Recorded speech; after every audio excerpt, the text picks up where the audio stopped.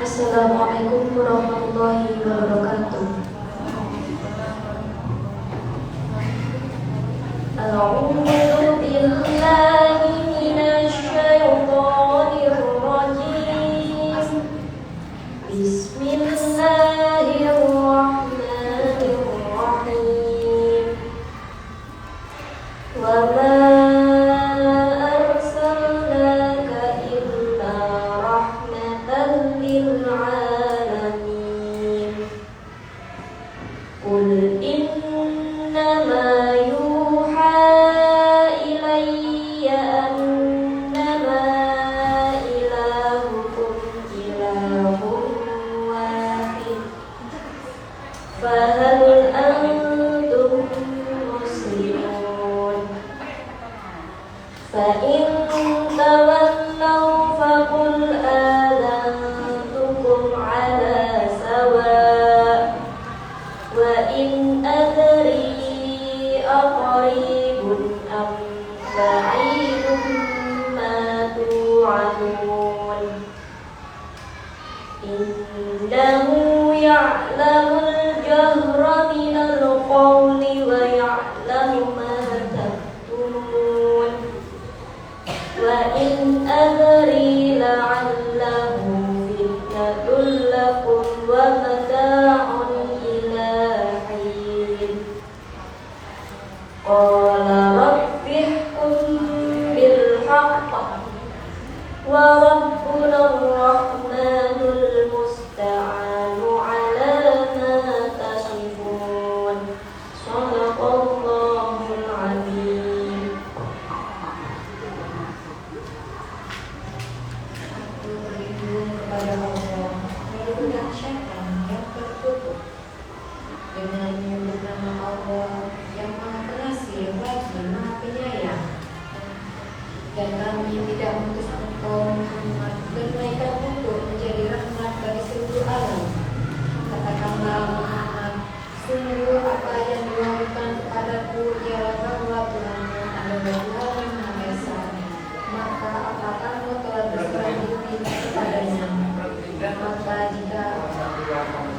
Maka jika mereka berpaling, maka katakanlah Muhammad, aku telah menyampaikan kepadamu ajaran yang sama antara kita dan aku tidak tahu apa yang diajarkan kepadamu itu sudah dekat dan masih jauh.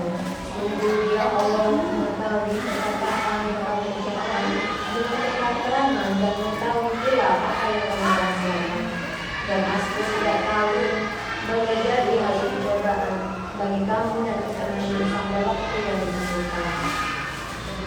Ya Muhammad berkata, ya Tuhanku, berilah keputusan dengan adil dan Tuhan kami Maha Pengasih, tempat memohon segala pertolongan atas semua yang kami katakan. Wassalamualaikum warahmatullahi wabarakatuh.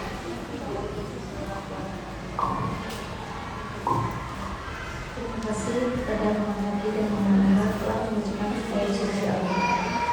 Untuk acara selanjutnya yaitu pembacaan Asmaul Husna pada dasar kami persilakan.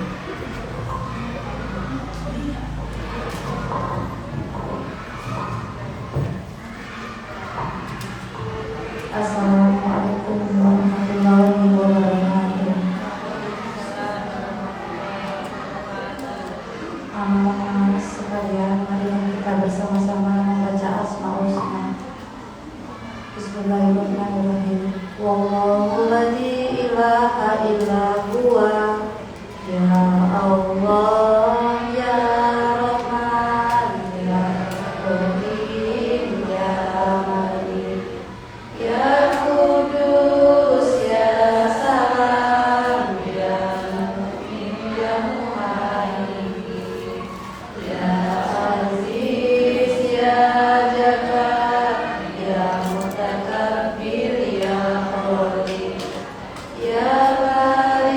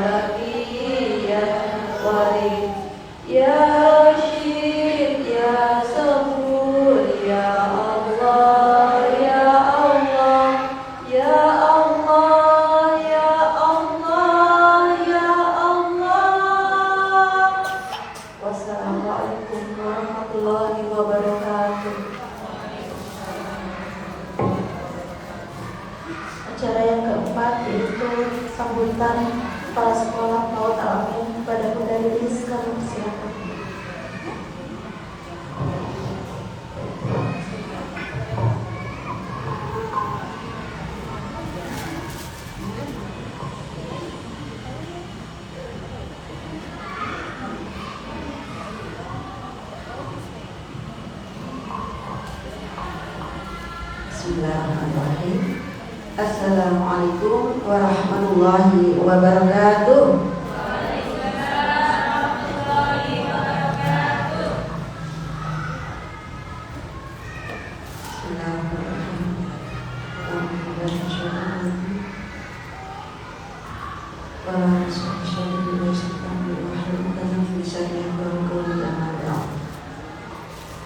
Yang Bunda hormati Ustaz Fajar Firdausi, yang Bunda hormati pengurus Ikhwan Paul Alami 2024-2025, yang Bunda hormati dan Bunda sayangi mama-mama Ikhwan Paul Alami semuanya. Alhamdulillah, pada pagi yang penuh berkah ini, yaitu di hari Kamis tanggal 12 September 2024,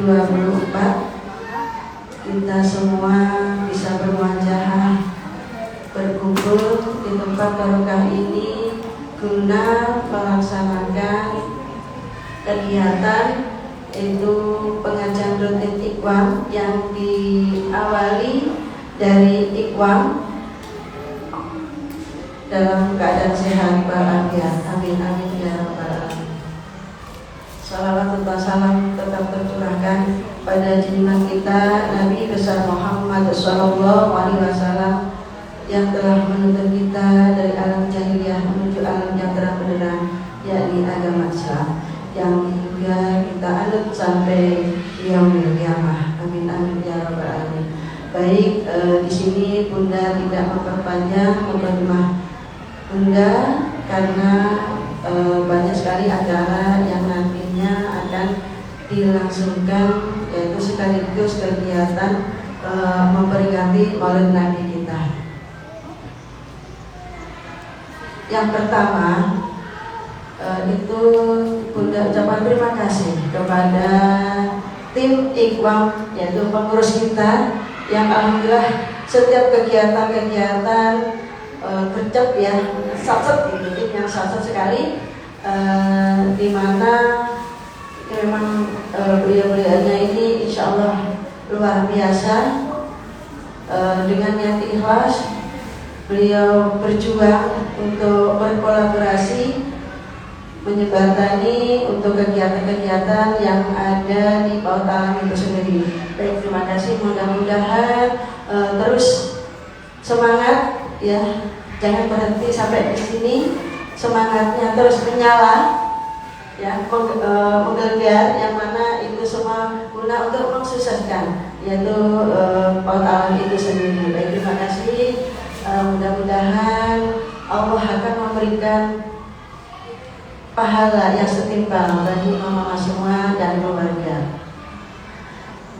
Untuk selanjutnya terkait dengan program di PAUD Al-Amin sendiri, yaitu Bunda sampaikan di bulan September dulu yang sedang berjalan di bulan ini. Bunda tanya dulu, apakah mama sudah dapat di-share untuk program-program yang di PAUD Al-Amin di grup kelas? Sudah Ma? Ada yang belum? Mungkin kalaupun ada yang belum, nanti Bunda akan segera sampaikan ke Bunda kelasnya, segera untuk menyampaikan program-program itu sendiri. Yang mana untuk program di PAUD Al-Amin itu sendiri di bulan September itu kita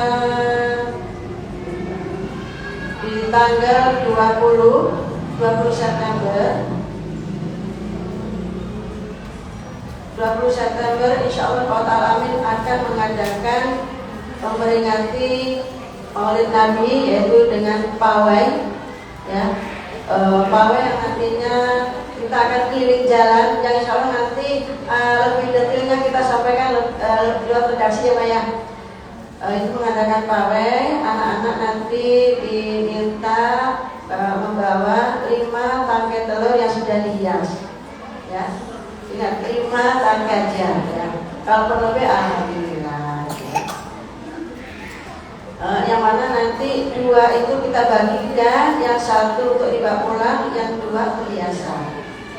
Jadi anak-anak ketika keluar membawa bunga telur itu kita sampaikan ini untuk diberikan ya, bukan dibawa keliling gitu. Karena apa?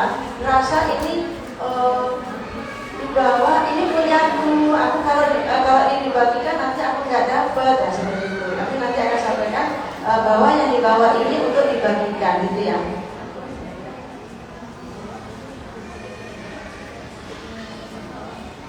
Untuk lebih detailnya nanti kami akan sampaikan lewat redaksi.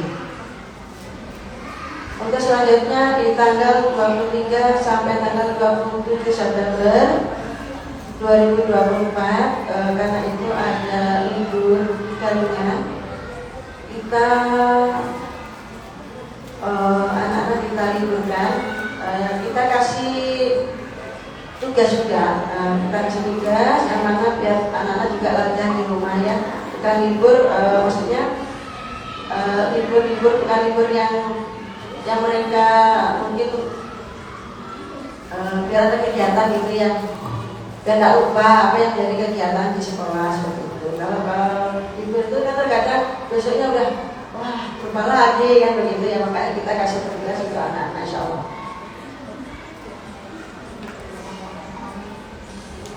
Dan untuk tanggal 30 September itu kita ajak anak-anak untuk makan bersama. yang ada di program itu sendiri di bulan September. Mungkin itu mengenai program bulan September. Yang kedua, bagi nadanya yang belum ngaji, nah monggo silakan ngaji di TPG Al-Amin di belakang kantornya. Yang belum ngaji silakan mama-mama mendapatkan nadanya atau putra putrinya ke TPG Al-Amin. Untuk mengenai buku, buku yang kemarin Bunda bagikan itu yang dari penerbit yang kita pinjamkan, yang mana dipinjamkan itu kalau memang mau terbeli itu mama nanti memberikan uang senilai 25.000. Untuk yang tidak membeli silakan bukunya dikembalikan paling lambat besok, karena hari Selasa beliaunya akan datang. Yang harusnya sekarang Bunda tunda karena hari ini juga belum semua terkumpulkan bukunya ataupun belum ada informasi buku itu terbeli atau tidak gitu ya. Jadi mohon besok yang belum mengumpulkan atau belum membeli dengan membayar itu besok waktunya terakhir di hari Jumat. Mungkin itu saja ya Maya dari Bunda. Bunda mohon doanya.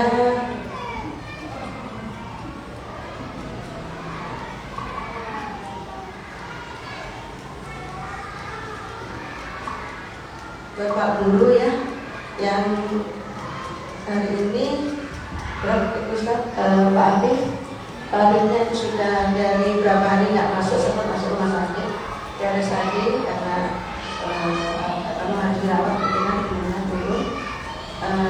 Terus sudah dapat pulang semalam, dapat anak lagi, ini hari ini mau dibawa lagi ke rumah sakit. Mohon doanya yang bisa lebih memberikan doa kepada beliaunya, mudah-mudahan Allah ringankan penyakitnya, diberi kesembuhan dan kesehatan. Begitu juga Bunda Ika yang tim kami alhamdulillah Ustaz ada 3 yang sedang cuti, yang 1 sakit, yang 2 itu operasi Bunda Ika.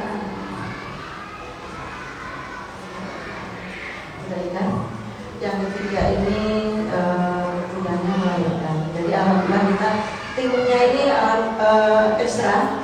Makanya kenapa kita buatkan untuk kegiatan juga sih, karena kita bisa untuk menghandle ya untuk semuanya biar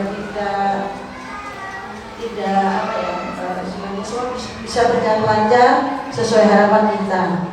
Itu aja sih mungkin dari Bunda. Sebelum Bunda tutup, Bunda mau pantun ya Pak ya? Pergi ke Arab mencari pahala, pulangnya hati terasa bahagia. Selamat memperingati Maulid Nabi untuk kita semua. Semoga senantiasa Allah mudahkan segalanya. Akhirul kalam, wassalamualaikum warahmatullahi wabarakatuh.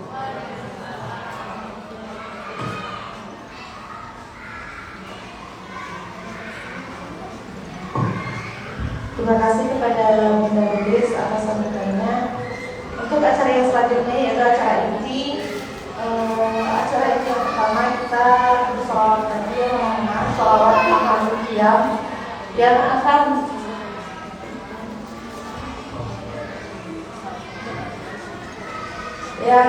akan dipimpin Masina dengan Mas Sasa. Mohon waktu dari Pak Menteri.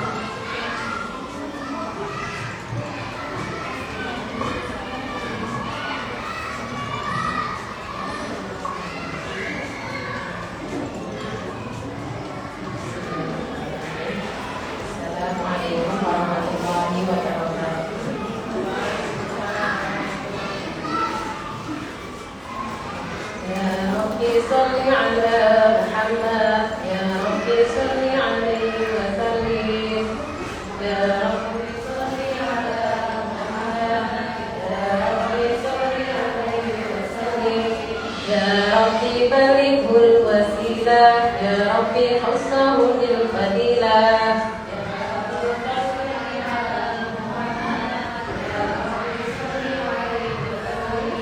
يا ربي وارض لي صحابا يا ربي وارض لي سلالا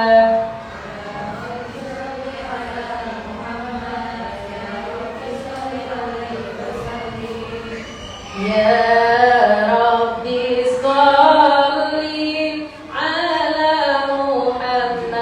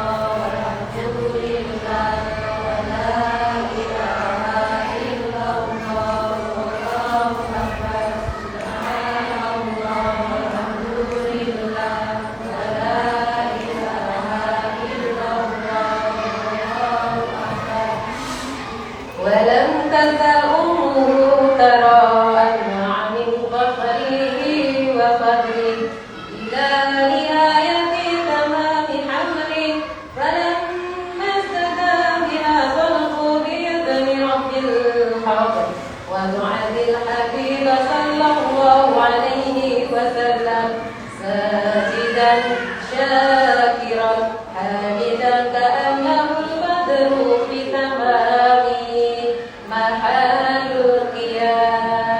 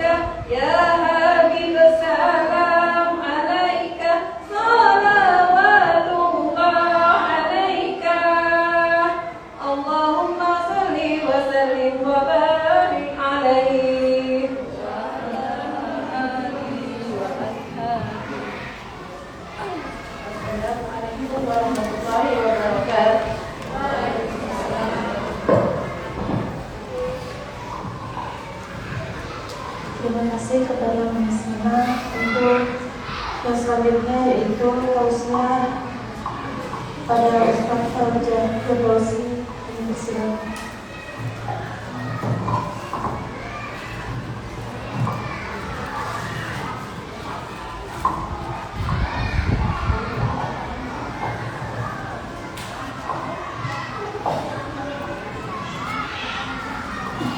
A'udzu billahi minasyaitonir rajim. Innahu min Sulaiman wa innahu bismillahirrahmanirrahim. Assalamualaikum warahmatullahi wabarakatuh.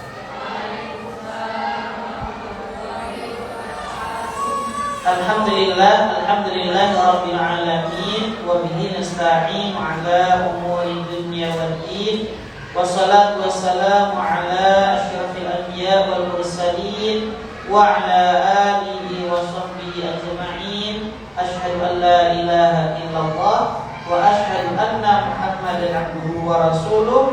Allahumma shalli wa sallim ala sayyidina wa habibina wa syafi'ina wa maulana Muhammad.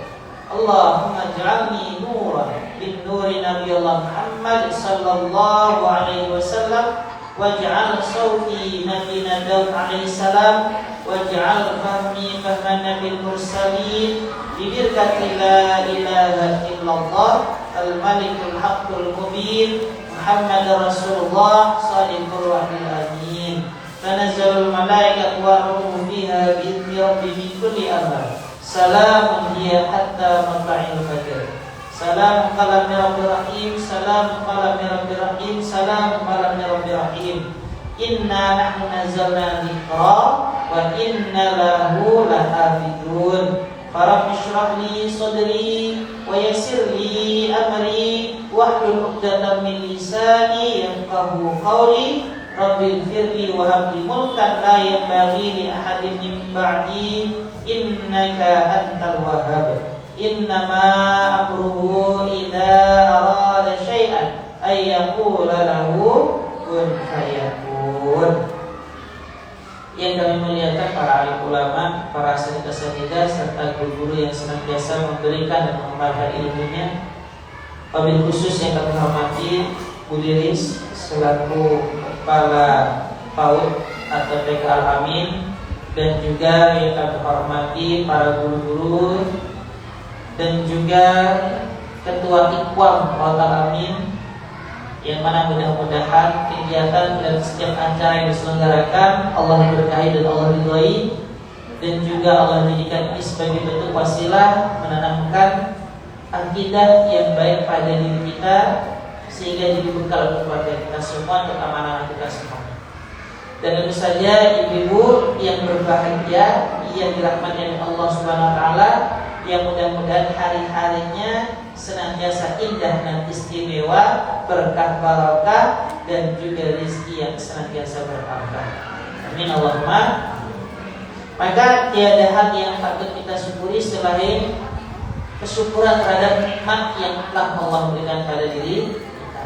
Fabi ayyi ala'i rabbikuma tukadziban. Maka nikmat Tuhanmu yang manakah yang engkau dustakan? Maka nikmat kita bisa berkumpul di sini juga bagian daripada kenikmatan yang Allah berikan. Sehingga berkumpul kita di sini mudah-mudahan mendapatkan ridho dan rahmat dari Allah Subhanahu wa taala. Salawat serta salam maka kita senantiasa curahkan kepada junjungan Nabi kita tercinta Nabi Allah Muhammad sallallahu alaihi wasallam. Allahumma shalli ala Muhammad. Allahumma shalli alaihi. Maka materi kita tentang peringatan Maulid Nabi ini adalah meneladani akhlak Rasulullah dalam mendidik anak. Kalau istilah kerennya itu parenting nabawi. Ya, jadi parenting ala Nabi.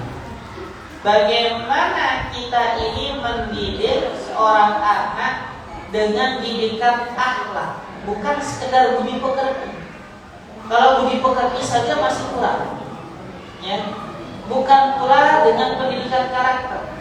Karena karakter itu berbeda dengan akhlak. Ya. Akhlak itu meliputi segala hal yang kaitannya terhadap bagaimana seorang pribadi itu bisa mendapatkan ridhonya Allah. Kalau sekedar karakter, banyak sekolah atau institusi yang mengatakan atau yang menunjukkan dirinya sekolah berkarakter, kan gitu ya.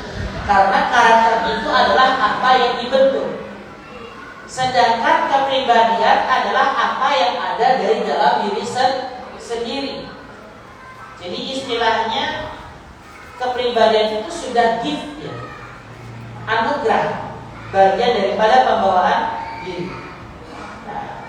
Namun ketika dia memasuki suatu pergaulan sosial, ya, institusi atau sebuah tempat, maka disitulah pembentukan karakter secara otomatis. Nah, karakter yang paling mempengaruhi anak adalah karakter dalam rumah. Kepribadian yang paling memiliki pengaruh adalah kepribadian bapak ke ibu, kepribadian ibu. Kenapa? Karena semua sumber ilmu dan kecerdasan itu dari seorang ibu. Makanya kenapa disebut dalam sebuah zikir atau yang sering kita dengar, al-ummu madrasatul ula. Ibu itu adalah madrasah yang pertama. Makanya anak bisa ngomong, ya, biasanya bahasanya anak itu disebut bahasa ibu, bukan bahasa bapak. Paham ya? Karena kenapa? Karena ilmu dan kecerdasan anak itu bersumber dari ibunya. Ibu boleh lihat, ya, ternyata dari sekian banyak, ya, karakter dan kepribadian yang diambil, hampir kebanyakan kepribadian dan karakter ibunya dibandingkan bapaknya. Ya. Meskipun anak itu sangat mirip dengan bapaknya, tingkah lakunya mirip dengan bapaknya, tapi hampir kebanyakan, ya, semuanya itu masih ngambil dari ibu. Begitu. Ya. Mau makan saja, bapaknya sudah bilang enak, anak masih tidak percaya. Tapi kalau ibunya bilang enak, anak pasti percaya. Paham ya? Baik. Jadi dalam konteksnya, ibu ini adalah gambaran utama pada diri anak. Makanya ketika seorang ibu mendidik anak, hendaknya ia mengerti beberapa macam ilmu. Ya, dalam mengasuh anak harus mengerti beberapa macam ilmu. Bukan satu ilmu saja. Ya. Makanya kenapa ibu-ibu itu harus lebih banyak ikut pengajian untuk mengkaji lebih banyak ilmu. Semakin cerdas diri ibu, semakin cerdas diri anak. Bahkan nanti anak belajar, ibunya malah juga dituntut pulang pelajaran. Kan begitu. Kalau sekarang di TK, di PAUD masih enak, ibu cuma bilang kasih warna merah Kak, ya, jangan sampai melewati garis, hapus yang benar, kan gitu ya. Begitu punya anak kelas 1,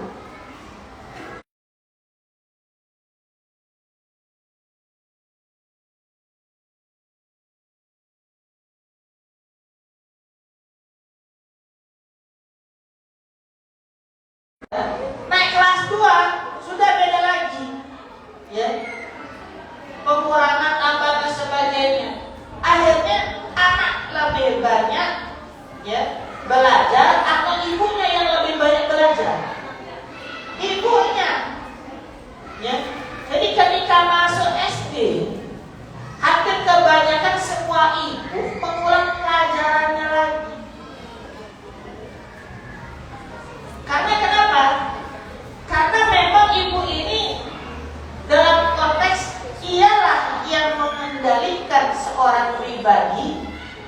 bisa menjadi lebih berilmu. Ya. Kalau bapak urusannya nyari rezeki, gimana caranya biar stabil ekonomi rumah tangga, anak bisa mendapatkan pendidikan yang layak, istri juga bisa check out shopping. Ya kan? Makanya hampir kebanyakan ibu zaman sekarang papi working, mami shopping. Tapi bukan itu konteksnya adalah semua punya peran masing-masing. Dan ternyata peran daripada ibu banyak di dalam rumah. Ya, bahkan sampai keluar rumah. Peran bapak banyak di luar rumah, tapi dia juga harus memiliki peran di dalam rumah biar tidak terjadi yang namanya fatherless. Apa itu fatherless? Kondisi di mana anak merasa tidak adanya keberadaan ayah, yang akhirnya nanti akan bisa merusak banyak hal. Jadi keberadaan ayah, bapak, meskipun cuma duduk depan TV, itu ternyata sangat penting. Ya, meskipun cuma duduk, beda dengan ibu, dia tidak bisa duduk. Ya, bahkan mau ke toilet saja, anaknya sudah teriak. Mau ke dapur, gitu. Kan gitu. Mau tidur keluarnya sama kan begitu. Ya, makanya dalam konteks ketika kita melihat ruhnya rumah itu pada seorang ibu, maka ibu hendaknya memiliki banyak keteladanan yang baik. Jelas ya? Ibu harus punya banyak keteladanan yang baik. Maka apa yang dilihat oleh ibu pun juga harus yang baik. Ustaz, apakah menonton drakor bagi seorang ibu itu baik, Ustaz? Baik kalau ada spare time. Ya, jelas ya. Nonton sinetron Indosiar juga baik, cuma jangan baperan. Ya toh, ngamuk sama serial TV suami belok jauh. Ya toh, terjeda nonton drakor anak juga diamuk. Ayo kok. Ya, tapi selama itu keseimbangan mental, emosi, monggo. Yang penting jangan sampai ada masalah dalam rumah tangga. Dan begitu. Tapi harus lebih banyak apa seorang ibu? Seorang ibu ya harus lebih banyak mengkaji ilmu. Tujuannya untuk apa? Tujuannya adalah agar hatinya lebih memiliki sikap yang legowo, qanaah. Ya. Karena hati perempuan yang sudah benar-benar qanaah, dia bisa menghadirkan anak-anak yang soleh-soleh. Ya. Karena begini ukurannya. Bila mana seorang ibu mencintai satu dunia, maka pada dasarnya anak mencintai lebih daripada satu dunia. Istilahnya begini, ibu senang makan coki-coki, ya, coklat batang, ya, coklat yang itu, yang seribuan itu. Tapi anak lebih senang dengan berbagai macam variasi. Semua yang manis-manis, ya permen, ya silver cream, macam-macam. Istilahnya begitu. Ibu sekali aja ketahuan makan kotabi atau citato, ya, maka anak akan ingin mencoba citos dan lain sebagainya. Istilahnya begitu. Ya. Satu kecintaan seorang ibu terhadap suatu dunia, maka anak memiliki kecintaan 1000 pada dunia yang lain. Begitu. Ya. Maka apa yang ibu cintai ini, yang ibu tunjukkan kepada anak, itu memiliki pengaruh kepada anak. Maka dalam proses tarbiyyah nabawi, hendaknya ibu-ibu lebih mengerti bagaimana cara untuk memonitoring anak. Istilahnya, kalau kita memiliki HP gadget, saya yakin semua sudah tahu ini namanya smartphone, ya. Tapi dia menggunakan terkadang kurang smart. Kenapa? Aplikasinya banyak, yang dibuka cuma FB, kamera, posting Instagram, ya, TikTok. Selainnya enggak. Paham ya? Jadi lebih pintar mana? HP, ya. Dan kalau sudah anak megang, jangan kaget. Kalau ternyata ada hal yang ibu tidak pernah buka, dia bisa buka, ya. Paham ya? Dan bahkan kalau anak sudah pegang HP, semua dieksplor. Kalau orang dewasa mengeksplor HP ini hanya secukup kebutuhannya saja. Butuhnya untuk foto selfie, kamera. Dalam konteks pengawasan baterai, maka kamera akan muncul sekian jam. Ya, jelas ya. Tapi kalau sudah anak-anak pegang HP, semua aplikasi bisa terinstal dan pemakaiannya bisa hampir rata-rata di atas 1 jam. Makanya dalam konteks ketika kita memberikan HP kepada anak, monitoringnya ibu itu perlu. Yaitu apa? Untuk mengetahui aktivitas yang dimiliki oleh seorang anak. Ya. Ada beberapa banyak hal yang akhirnya menjadi masalah bagi anak-anak. Kenapa? Karena anak-anak adalah peniru handal. Ya. Dia buka YouTube. Anaknya suka babbling loh. Ada kalau begitu ya. Ketika dia ngomong, YouTube mencerna dengan perkataan kibidibid pap. Akhirnya apa yang muncul? Coba ibu buka. Pernah tahu? Apa yang terjadi akhirnya? Anak akan mulai menirukan kegiatan-kegiatan yang ada dalam voice daripada skibidi. Jelas ya? Bahkan terkadang memunculkan kepala begini. Kalau sudah terlalu sering, ya. Jadi kalau kita tidak mengawasi, maka mereka akan berpotensi untuk mengikuti yang lain lagi, yang akhirnya ada monster biru itu. Monster biru yang punya panjang, nanti ada siren head. Ya, sudah pernah ngeliat di Historia Anak YouTube-nya? Pernah. Ada siren head, nanti ada lagi yang lain-lainnya dan sebagainya. Akhirnya munculnya apa? Munculnya adalah kondisi emosi anak yang tidak stabil ketika terlalu banyak screening, yakni melihat layar HP. Akhirnya apa yang terjadi? Adiktif, kecanduan. Kalau sudah adiktif kecanduan, yang selanjutnya apa? Kondisi emosi yang tidak stabil. Yang selanjutnya apa? Perilaku abnormal. Ya. Di mana anak mulai melakukan perbuatan yang aneh. Ya. Setelah itu apa lagi? Perilaku bahasa, ya. Yang sudah mulai cenderung dewasa. Dan biasanya kalau anak laki-laki kecenderungannya pada bahasa kasar.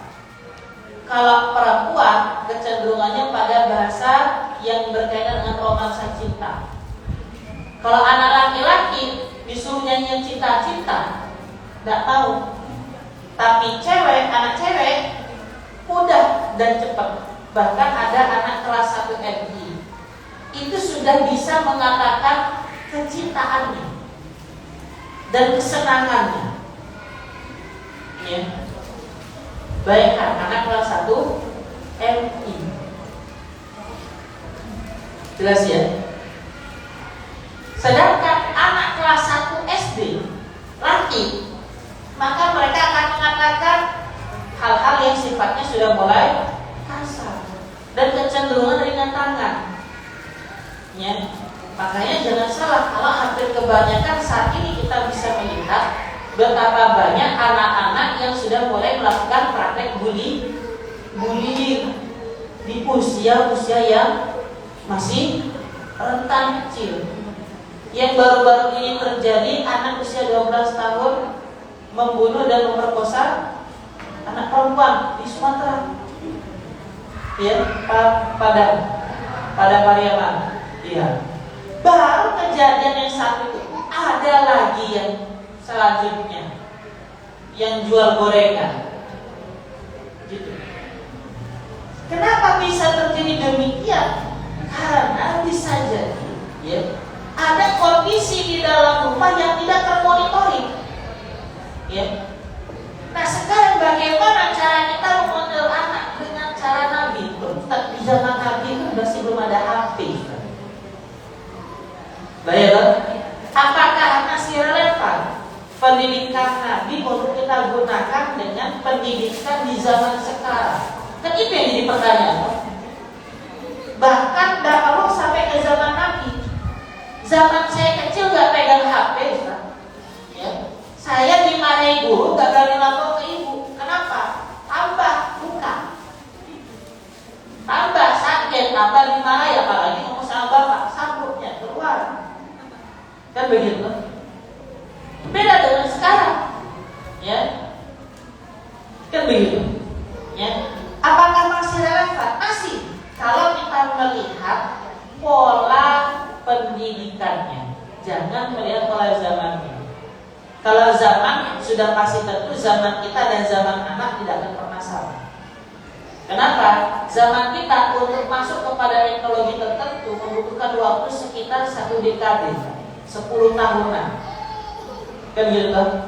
Coba bayangkan dari tidak ada HP sampai menjadi HP, sampai menjadi telepon, ya.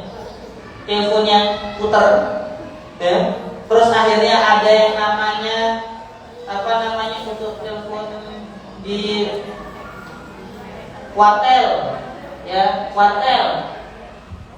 telepon koin, kemudian ada wartel, ya, sampai bisa menjadi kepada BlackBerry, ya, Nokia dulu, Nokia, Samsung, sama Sony, ya, Sony Ericsson, ya, gitu. Itu aja dari zaman itu mau menuju ke BlackBerry itu perlu waktu lama kan, hampir 10 tahunan. Tapi begitu melewati masa BlackBerry, ketemu Android, ternyata setiap tahun iPhone sudah ganti. Sekarang mau rilis yang ke-16 dengan kondisi layar zoom yang lebih simpel dan praktis, hanya digesek di pinggirnya. Kita harus update nggak? Harus nggak? Harus. Kenapa? Karena anak lebih update. Nah, sekarang permasalahannya adalah kenapa anak bisa update dan kenapa kok kita akhirnya jadi kudet, kurang update, ya? Kok bisa? Ya, padahal kita lah pemegang HP yang pertama, tapi kenapa anak lebih update? Karena kita memiliki HP hanya kita gunakan dalam kondisi tertentu. Sedangkan anak screeningnya bisa setiap waktu. Kapan mereka merengek, ibunya ngasih. Ya, paham ya? Akhirnya mereka lebih banyak bisa mengeksplor. Informasinya akhirnya dari mana? Dari orang tua atau dari Mbah Google? Mbah Google. Lah ya loh. Lebih banyak dari situ, ya. Dengan seniornya FB, juniornya Instagram, sekarang yang paling musuh TikTok. Nyata mudah dan juga banyak inovasinya, sampai kepada penjualannya.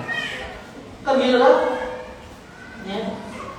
Nah, sekarang kita fungsinya jadi apa? Apakah hanya jadi penontonnya? Ataukah jadi monitor yang sifatnya juga supervisor? Karena hampir kebanyakan kita sudah jadi fasilitator yang memfasilitasi. Tapi kalau kita cuma menjadi fasilitator, tidak menjadi supervisor, maka yang kita dapati adalah anak-anak yang memiliki kecenderungan keilmuan tinggi tapi mager,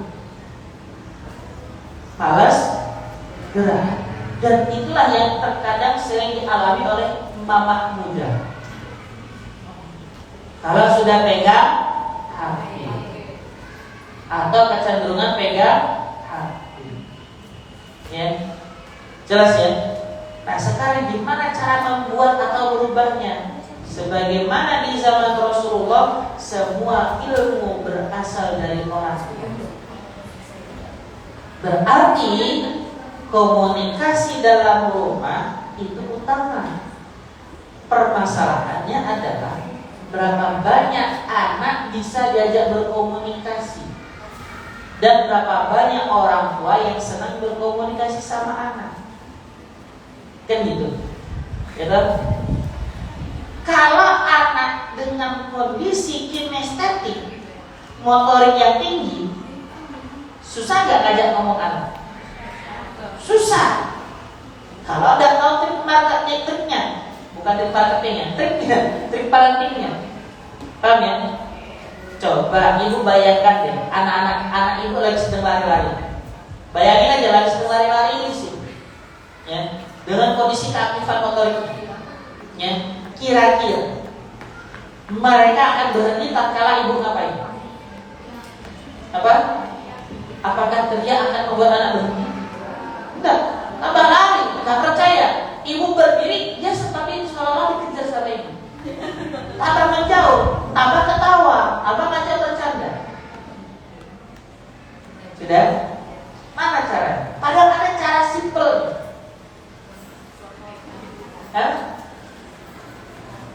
Gimana caranya menyentuh memegang? Kalau ibu berdiri saja dia sudah lari. Gimana caranya? Diplototin. Itu mana ngajak petak umpet? Gimana caranya? Apa? Coba aja. Kasih HP, kota bagian ibu. Ini prakteknya ya. Mau prakteknya langsung? Mau prakteknya? Bayangkan ketika anak ibu lagi sering berlari-lari, ibu cuma bilang begini sambil membentangkan tangan. Siapa yang mau ibu peluk? Maka anak mengambil. Gampang tau? Lah iya. Siapa yang mau dipeluk sama ibu atau siapa yang mau meluk ibu? Maka anak datang sendiri. Gampang tau? Paham ya? Berarti anak bisa diajak berkomunikasi. Paham ya? Habis itu lepas. Anak biarkan lari lagi. Nanti habis itu ayah siapa yang mau meluk ibu lagi? Maka dia datang lagi. Semakin ibu sering melakukan itu, maka ibu akan mendapatkan manfaat hasilnya. Yakni ketika dia memang merasa tubuh ibu tempat yang nyaman, ibu ajak pengajian, anak itu tidak akan lari lagi. Paham ya? Kenapa? Karena ketika anak itu duduk dan ibu peluk, maka nggak perlu pakai HP untuk mendiamkan dia. Kenapa? Karena anak paling mudah menyimpan memori. Dan memori itu bukan hanya pada matanya, pada pendengarannya, tapi pada indera perasa di kulitnya. Ya, dia bisa merasakan itu. Jelas? Nah sekarang bayangkan anak ibu, ya, bayangkan anak ibu adalah anak yang super kuat banget. Karena anak auditori, ya, ini saya jelaskan ya, biar ibu tahu. Anak auditori adalah anak yang hanya terfokus pada pendengaran, tidak suka melihat orang. Hampir kebanyakan sering disebut sebagai introvert. Padahal bukan karena introvert, tapi karena dia hanya lebih pada pendengar. Ya. Sekarang bayangkan ibu punya anak dengan kondisi yang sangat cuek, dikarenakan auditorinya sangat kuat. Kira-kira cara ibu memanggilnya gimana?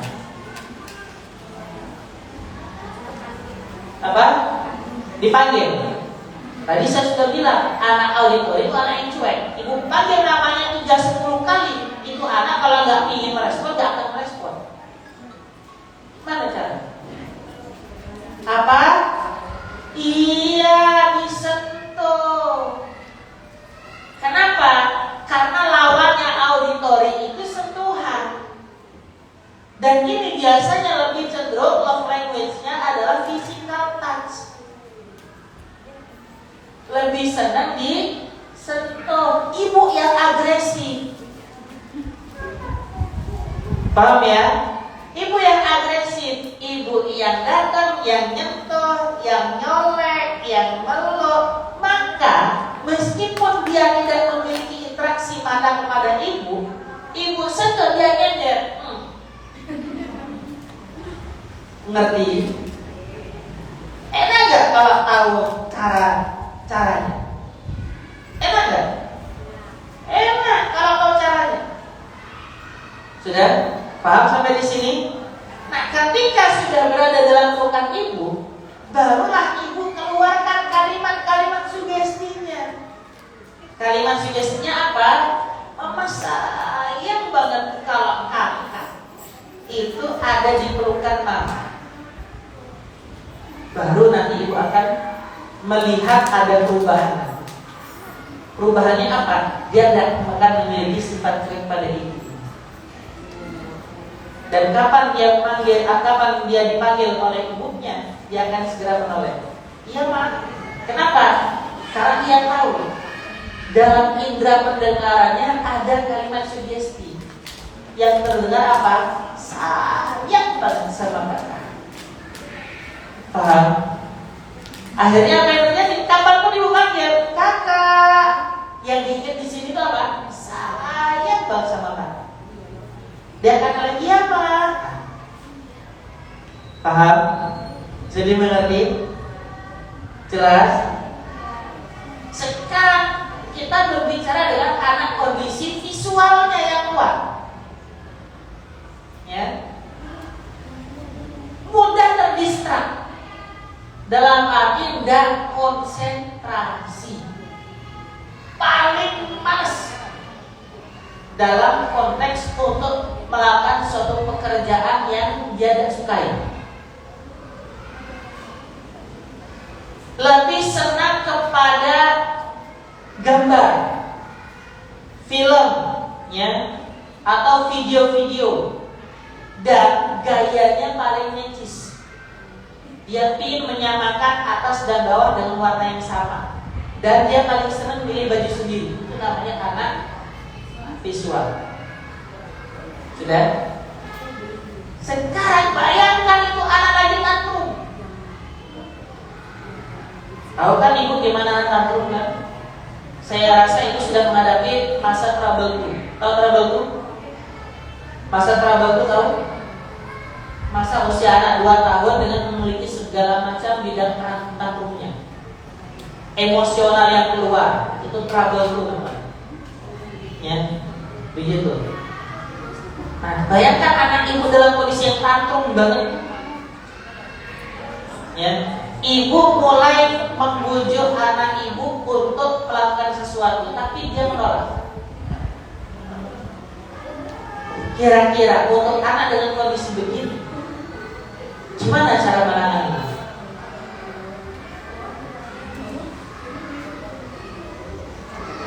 Kalau dari semua 3 itu pakai cara instan, nyok HP, selesai. Tapi kita kan tidak ingin pakai itu, ya. Kita ingin pakai cara pendekatan persuasif sekarang, ya. Kalau tadi yang motorik tinggal bentangkan tangan, bilang apa? Siapa mau peluk? Kata anak auditori diapakan? Sentuh, peluk, baru ucapkan kalimat-kalimat sugestinya. Nah sekarang anak visual, mana caranya? Mau peluk? Yakin anak tantrum bisa ibu peluk? Gimana? Ayo. Lihat ke atas. Apa? Yang langit itu untuk menghentikan anak nangis, bukan anak tantrum. Hah? Dibiarin dulu. Bisa jadi. Tapi berapa lama? Karena anak itu punya drama. Hah? Betul. Tapi dengan hanya melihat saja belum bisa. Karena kenapa? Karena dia hanya menunjukkan dramanya. Besok dia akan melakukan begitu lagi. Dengan konteks nanti kuat-kuatan nih. Ya. Antara ibu yang kuat, saya kuat nih. Ayo, gimana? Apa? Dicontohkan. Gimana caranya? Coba lihat mamanya, yakin anak tantrum bisa begitu.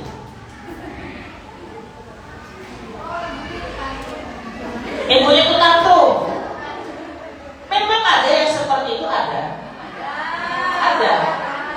Ya. Biasanya di dalam video luar negeri itu ketika anaknya ngambil sesuatu di ini, sebelum anaknya nangis, ibunya buru-buru dulu di supermarket itu. Ya. Ada nggak cara yang paling simpel? Panggilan saya tidak berlaku bagi anak tantrum. Semakin sayang, semakin sayang, udahlah jangan nangis. Wah, apa perang? Apa?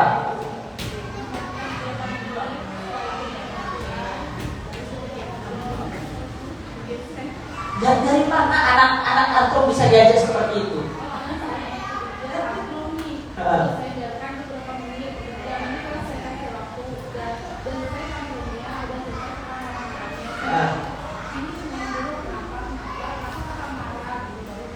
Kemungkinan besar bukan visual. Ini kan sekarang kita berbicara masalah visual, anak visual. Gimana caranya? Yang menjadi bagian penyelesaian sederhananya adalah, ya, itu anak suka makan apa? Atau itu anak suka dengan mainan yang mana? Kalau dia suka makanan, ya, ibu mengerti dia punya kesukaan tertentu, ya. Kan ibu pasti punya catatan tertentu dalam pikiran ibu dan hati ibu, mana yang disukai anak dan yang tidak disukai anak, ya. Yang namanya anak visual itu mudah terdistrak. Dia bisa lupa gara-gara dia menyukai sesuatu. Paham ya? Tapi jangan sampai anak suka HP. Karena kenapa? Dia hanya akan berhenti begitu dengan HP. Jelas ya? Jadi begitu ada anak, misalnya dia suka dengan gajah, ya. Iya, HP-nya apa? Maka dia diam. Tiba-tiba dia akan ngambil. Langsung nyender sama badan ibu. Paham? Gampang gak? Gampang gak? Jelas? Karena anak visual apa? Anak visual itu ngelihat ketika dia melakukan sesuatu yang dia sukai, itu tantrum bilang, Bu. Ibu suruh lihat burung, kalau dia memang gak suka burung, ya dia akan nangis tetap. Paham ya? Jelas ya? Tapi begitu dia punya mainan, ya, ini loh mainannya kakak, ini sudah mama temukan. Nah, dia akan mainan. Lupa tadi dia nangis karena apa?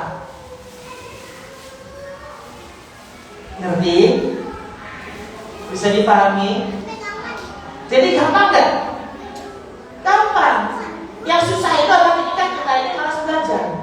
Malas belajar untuk mengetahui kemampuan dasar modalitasnya anak.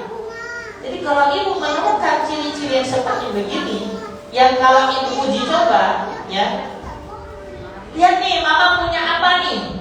Tiba-tiba dia mendekati ibu, kemungkinan besar visual. Nah, berarti ibu tinggal siapkan saja hal-hal yang memang menjadi kesukaan anak. Yang penting itu tidak memberikan pengaruh yang buruk, ya. Jelas ya? Begitu. Nah, hampir kebanyakan kenapa perempuan itu visual?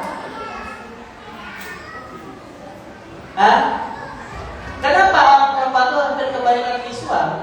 Karena ketertarikan pada sesuatu itu melalui matanya. Ya. Melalui apa? Matanya. Ketertarikan dalam konteks hal-hal yang dia senangi. Contoh, ngelihat makanan itu kan dari segi fisik perempuan. Ya. Ada apa ini? Kejunya, pingin. Bentuknya lucu, pingin. Warnanya lucu, pingin. Paham?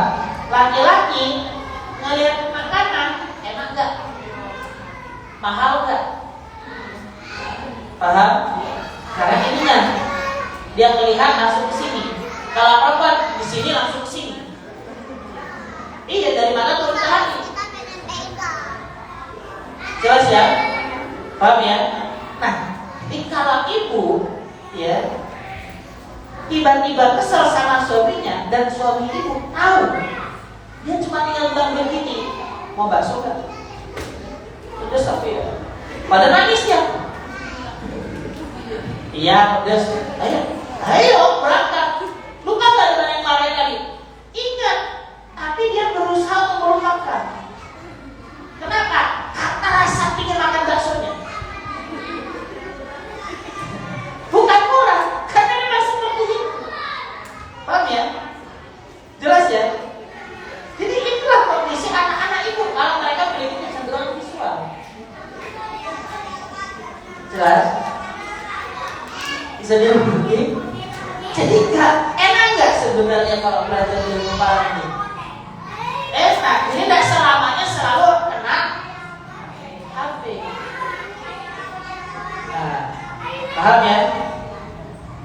Sekarang yang selanjutnya, berarti ketika saya menjadi orang tua, Ustaz, menjadi seorang ibu, ya, apakah saya harus sempurna, Ustaz? Ya, apakah saya harus sempurna untuk bisa menjadi seorang ibu? Tidak. Ya. Tidak perlu menjadi seorang ibu yang sempurna bagi seorang anak. Kenapa? Karena anak juga punya standar pada ibunya.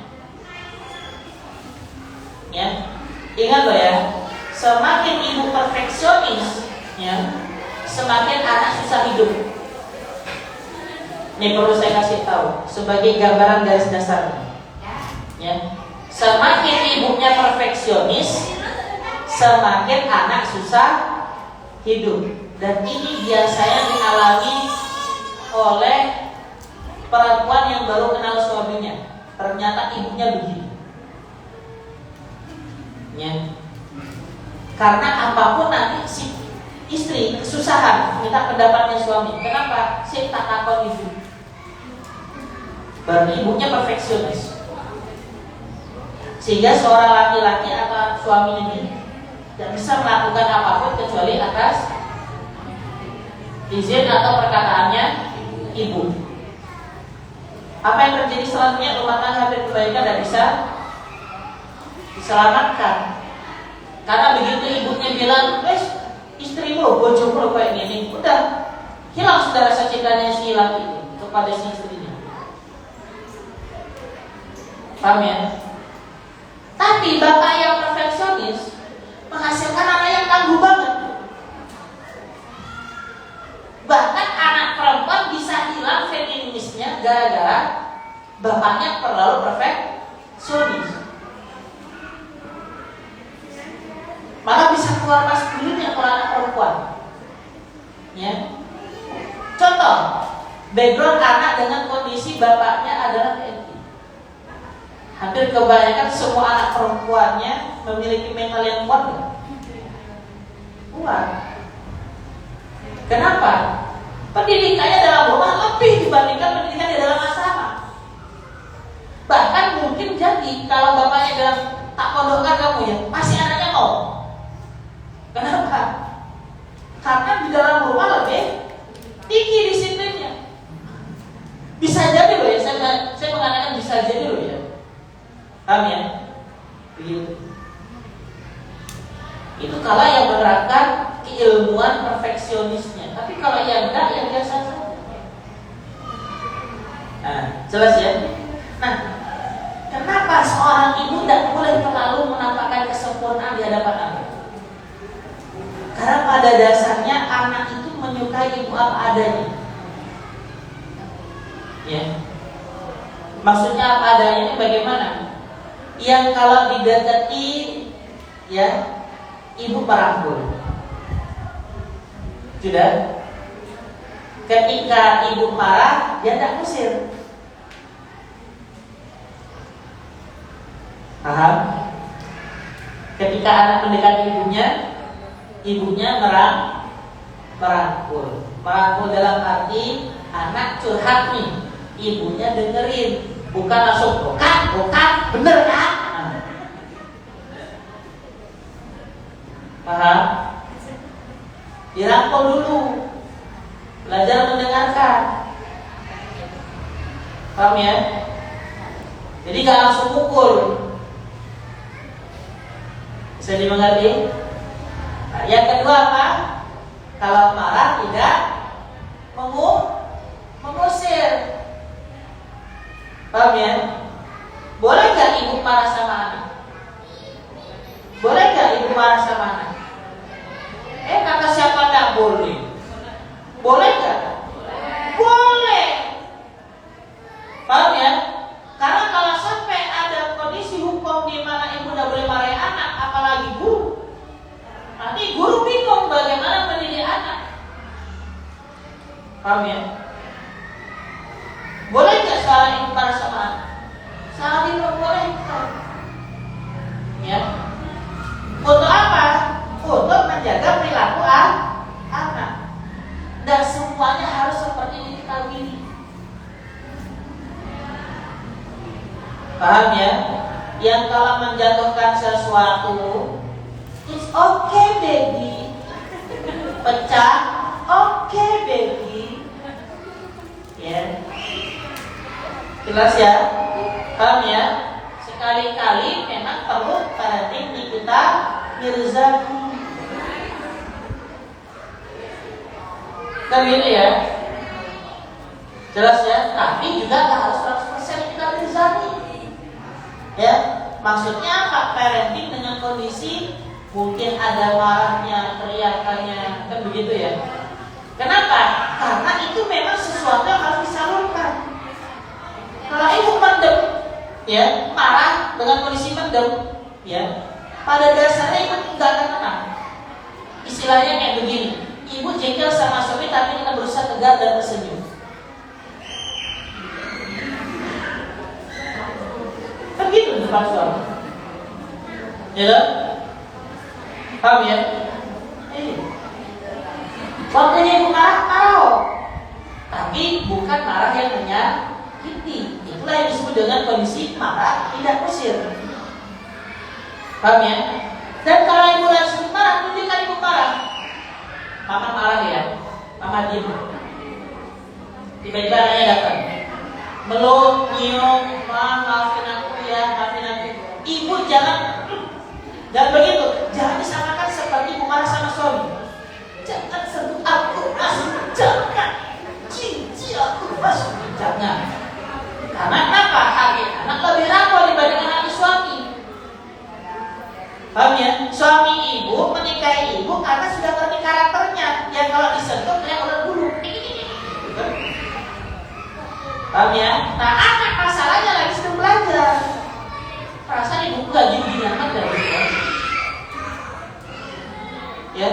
Jadi begitu disentuh sama si anak, jangan pernah berusaha untuk menggeliat, diam aja. Ya. Setelah anak benar-benar merasa kayak yang merasa bersalah, baru ibu mengatakan, iya mama maafin. Tapi kakak tahu kan kalau mama marah. Tahu, makanya aku gak mau mama marah. Ya udah, sini. Jelas? Bisa dimengerti? Sehingga emosi anak bisa gak jadi stabil? Bisa. Anak mulai gak bisa membaca facial expression, membaca ekspresi muka ibunya. Perlu gak lihat ini? Enggak kan? Jelas ya? Dan kira-kira anak akan overloading nasihat nggak? Enggak, karena ibunya nggak sedikit-sedikit nasihati. Ya, seperti bapak ngeliat anaknya lari-lari, ya, bapak diamin atau marahin? Hah? Ingat, seorang laki-laki dan seorang perempuan, ya, ibu dan bapak itu beda cara pandang. Kalau seorang ibu, dia takut anaknya terjadi apa-apa. Tapi kalau seorang bapak, lebih takut anaknya tidak bisa apa-apa. Ya, jadi ketika anak lari-lari bagi bapak, kan itu. Bagi ibu, hati-hati nak, awas, jangan ke sana. Aduh, gitu. Tuh kau, berani datang. Paham? Jadi mengerti? Itu termasuk kategori overloading nasihat nggak? Iya. Paham ya? Padahal kan ibu sudah tahu metode awalnya. Jauh sedikit anak, siapa peluk mama? Nah, paham? Jelas ya? Jadi mengerti? Kalau anak ori-ori, tak kira jauh-jauh, jangan lari-lari. Paham ya? Anak visual, lari-lari, kamu tinggal tunjukkan aja ke Dainis lagi. Mama punya apa? Dia datang sini. Paham ya? Jelas? Baik, sudah jam 9.43. Ada pertanyaan? Anak-anak juga kayaknya sudah mulai pilih balik. Bukan anaknya aja, ibunya juga kayaknya. Ada pertanyaan nggak? Ya, silakan.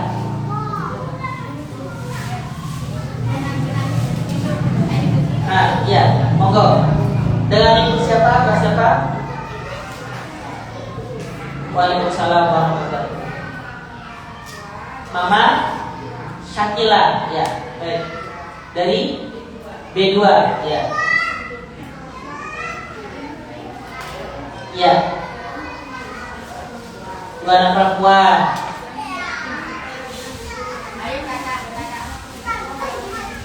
Ya.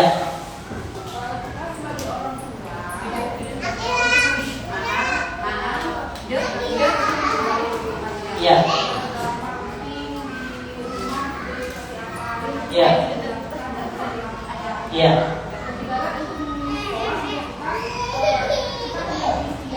Ya. Betul. Ya. MI di mana? Kalimantan Nusantara. Baik. Ya.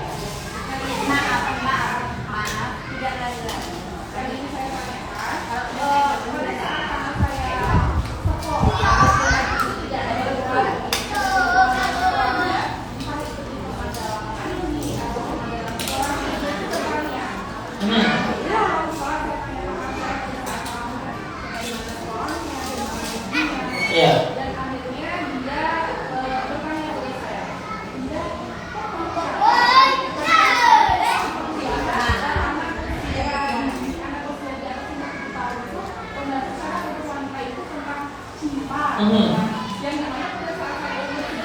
Nggak ada.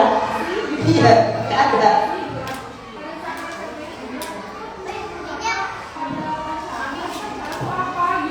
Ya.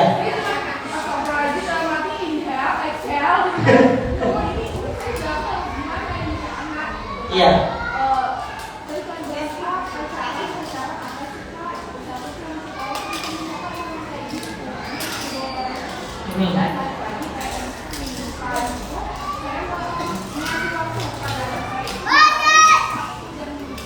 Ya.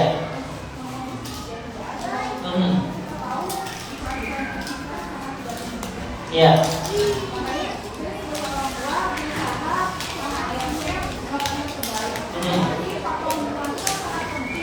Ya. Ya. Yang pertama, seperti yang tadi kami sampaikan, Sumber informasi harus dari orang tua, bukan dari media sosial, Google dan sebagainya. Itu ikut kata kuncinya. Ketika anak masih bertanya sama orang tua, berarti anak masih selamat tuh. Ya. Sehingga sumbernya dari ibu itu bisa memberikan gambaran berbagai macam hal dengan metode parenting yang ingin ibu dapatkan, ya, yang ini ibu lakukan, ya. Nah, kalau dia mulai mencarinya di HP, nggak ngomong sama ibu, inilah berbahaya. Nanti dia tanya di dalam HP-nya, apa itu pacaran, ya toh? Maka jawabannya kan pasti beragam, tidak sesuai dengan logika si anak. Nalarnya si anak, jelas ya. Maka faktor penguatan dalam keluarga itu lebih utama. Seperti apapun, ya, air kalau dia kotor, tapi kalau masih ada sumber air yang bersih, yang kotor bisa hilang, masih bisa hilang. Maka sumber mata air itulah orang tua. Milieu dalam keluarga, lingkungan keluarga, atmosfernya. Ya. Jadi begitu anak mengatakan, "Mah, kok teman-teman aku pacaran ya Maya? Apa sih itu pacaran, Mah?" Maka ibu yang menjelaskan, pacaran itu ya Kak ya, hubungan antara laki-laki dan perempuan. Yang pertamanya itu cuma berteman.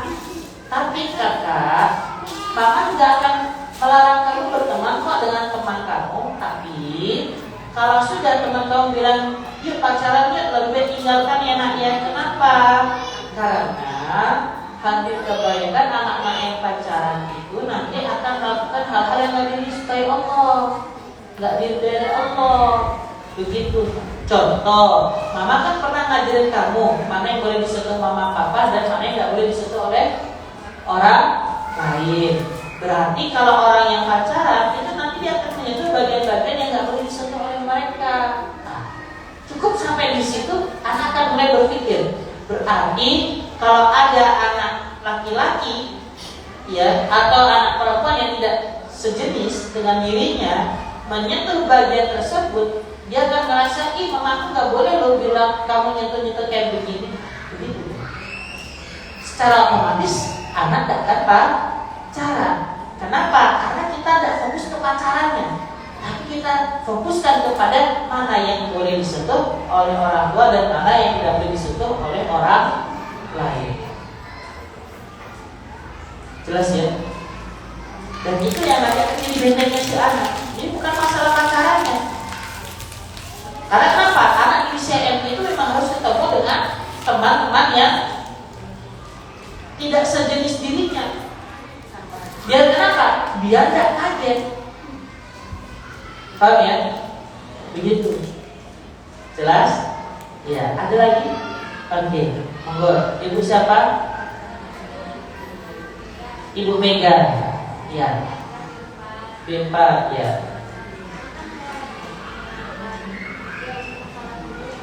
Ya. Iya. Usianya berapa? 5 tahun laki perempuan? Laki, baik.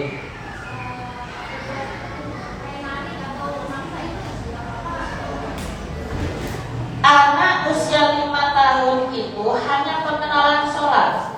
Bapak ibunya sholat, maka anak sholat. Nah sekarang membangunkan anak, ya.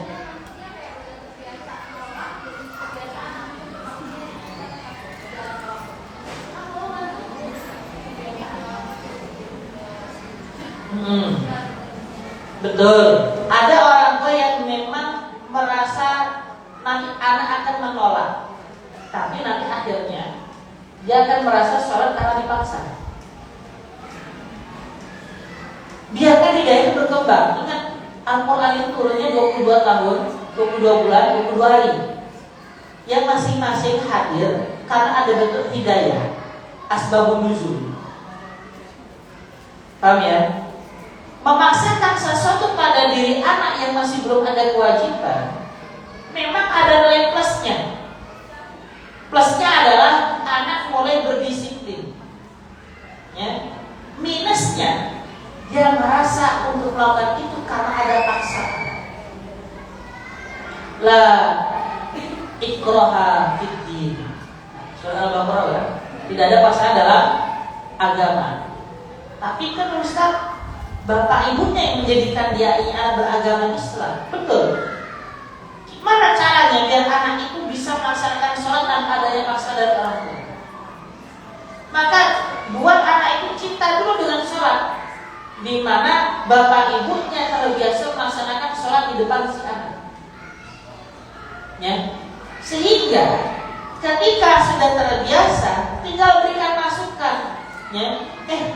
Apa besok mau ke masjid buat sholat subuh? Kakak mau ikut kan?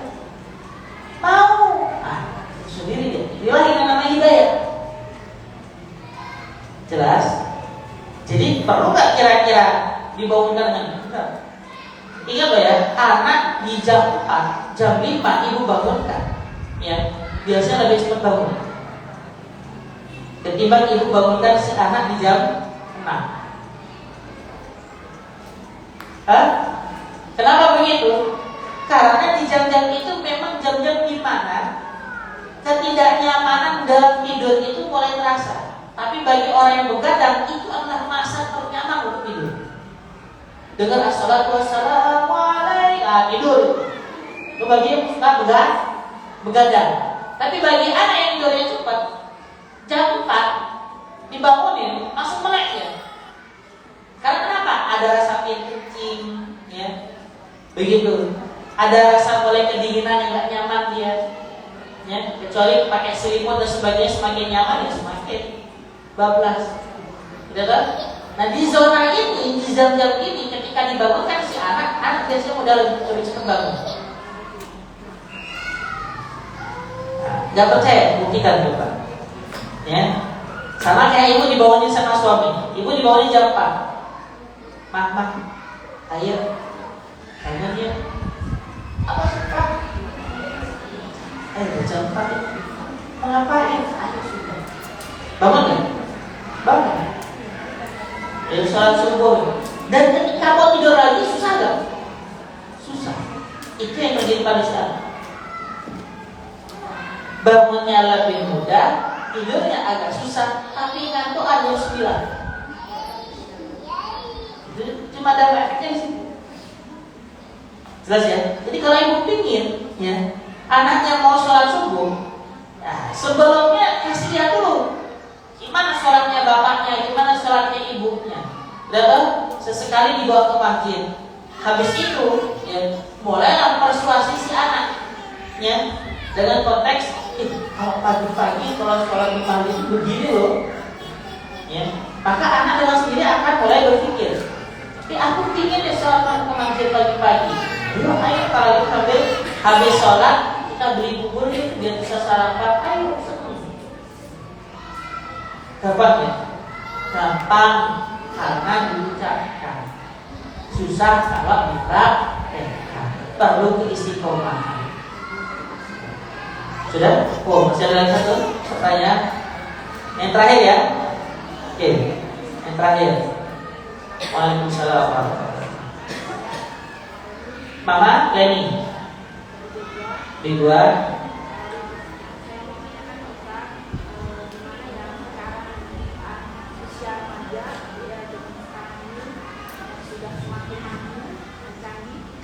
Sedangkan itu sebagai orang tua pasti memberikan pendidikan juga saat itu kita bagaimana berhadapan dengan lawan jenis. Nah, kita kan nggak bisa seperti ini namanya pendidikan anak-anak. Iya. Gimana caranya biar kita bisa mendidiknya biar dia tetap jalan dari itu. Kan dari teman-teman sekolah itu kan dari berbagai macam kalangan kan berempat terus anak kita nggak bisa juga terus kan semakin mereka berjuang juga semakin mudah dan cewek Ya. Usianya berapa? 15 tahun. Sekolahnya MTS atau SMP? CV Muhammadiyah 1. Baik. Kendala yang selama ini sering dihadapi apa? Contoh saja satu.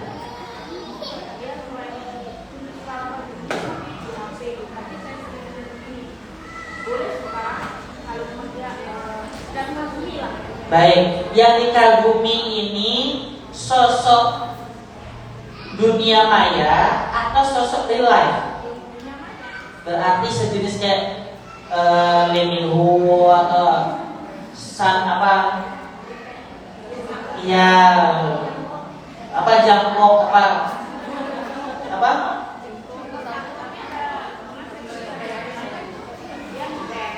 Legend.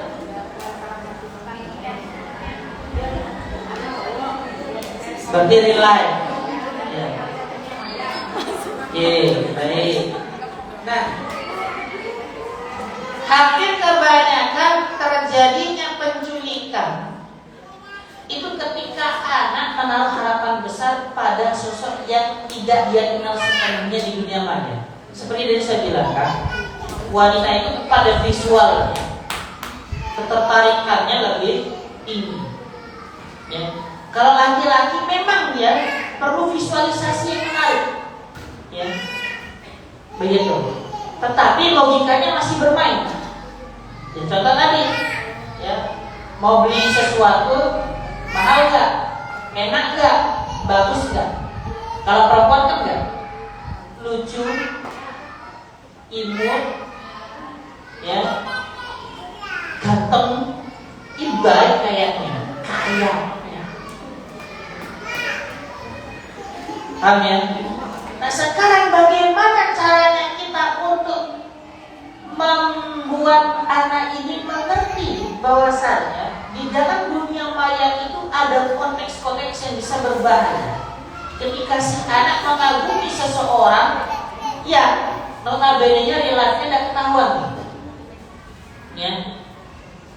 Maka yang kita perlu berikan gambaran, seorang bapak bisa nggak hadir kepada diri seorang anak perempuan ini? Ini menunjukkan bahwasanya si anak merasa kurang perhatian dari bapaknya. Makanya dia mencari pelampiasan dalam konteks dunia mayanya. Mohon maaf, I have to say itu dulu ya. Jadi kalau ingin anak ibu berubah dengan sendirinya, libatkan bapak. Maksudnya libatkan bapak, Pak, Senin ini Pak, anakku pacaran enggak. Paham ya?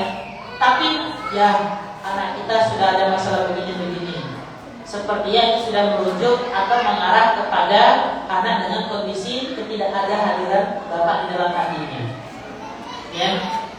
Coba deh ayah ajak jalan-jalan sering-sering. Ya kan? Ajak cerita, ajak begini, ajak begitu. Paham ya? Biar kenapa? Biar dia merasa ayah itu adalah cinta pertama, cinta sejatinya yang nanti akan terus dijaga kehormatannya. Karena ketika anak perempuan menjaga kehormatan bapaknya, dia sedang menjaga kehormatan dirinya. Hampir kebanyakan anak perempuan kehilangan kehormatan dirinya gara-gara dia merasa tidak menghormati bapaknya. Paham ya? Jelas sampai di sini. Jadi dengan konteksnya seperti ini, bapaknya terjun payungkan. Iya, pendekatannya bukan anak disuruh ke bapak, enggak. Bapak yang harus ke anak. Baru anak merasa bapakku hadir untukku. Bukan aku hadir untuk bapakku. Jelas ya? Sampai di sini jadi mengerti ya. Makanya kenapa saya harus minta salah satu contoh dulu?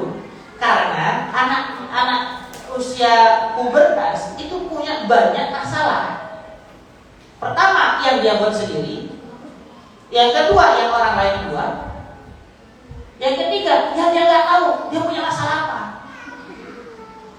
Kan gitu, makanya kenapa disebut anak-anak dengan konteks yang mencari jati diri.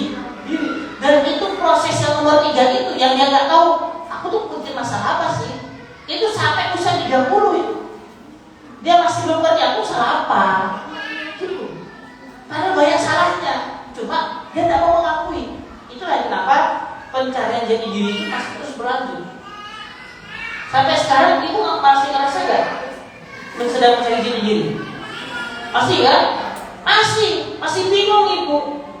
Ya, bahkan saya sendiri masih bingung. Usia saya 39, aku yang jopo, bingung saya. Kenapa? Karena kita masih belum menemukan konteks kebijaksanaan yang seharusnya pada diri kita. Kenapa? Begitu kita melakukan satu kebahagiaan, kita tiba-tiba melihat kebahagiaan yang lain. Akhirnya dimulai kita di situ yang jadi masalah. Dan itu akan terus terjadi. Paham ya? Nah, kalau anak-anak sebelum puber, dia tidak ngerti apa itu hidup. Yang penting main. Gitu. Paham ya? Nah, jelas sampai di sini. Jadi intinya sekarang kalau misalnya kita sudah menemukan satu topik masalah utama pada diri anak yang puber, ya, remaja, ya, maka kita selidiki akar masalahnya dulu. Di mana letaknya? Nanti baru kita sinkronkan dengan kehidupan rumah tangga kita. Ada yang masalah di mana nih? Kalau sudah ketahui masalahnya seperti apa, baru bisa kita selesaikan dengan jalur terapi mandirinya. Jelas nih? Nah, itulah makanya kenapa saya kalau di rumah itu buka konseling parenting, buka konseling rumah tangga, konseling hipnoterapi, rukyah dan sebagainya. Karena kenapa? Karena ada kondisi yang sering kami temukan di jamaah, makanya mereka datang ke rumah. Begitu. Sudah cukup? Cukup ya? Baik. Saya rasa sudah jam 10, ya. Mungkin ada yang belum sarapan karena pagi-pagi sudah kesini kan gitu ya. Khawatir lihat dan tadi duduk tak tenang mungkin gara-gara ibu gitu ya. Atau gara-gara mungkin sudah kondisi harusnya jam-jam untuk yang lainnya. Maka saya ingin akhirkan dengan doa yang sederhana saja ya. Kita doa sapu jagat. Bismillahirrahmanirrahim. Rabbana atina fid dunya hasanah wa fil akhirati hasanah wa qina adzabannar. Al-Fatihah.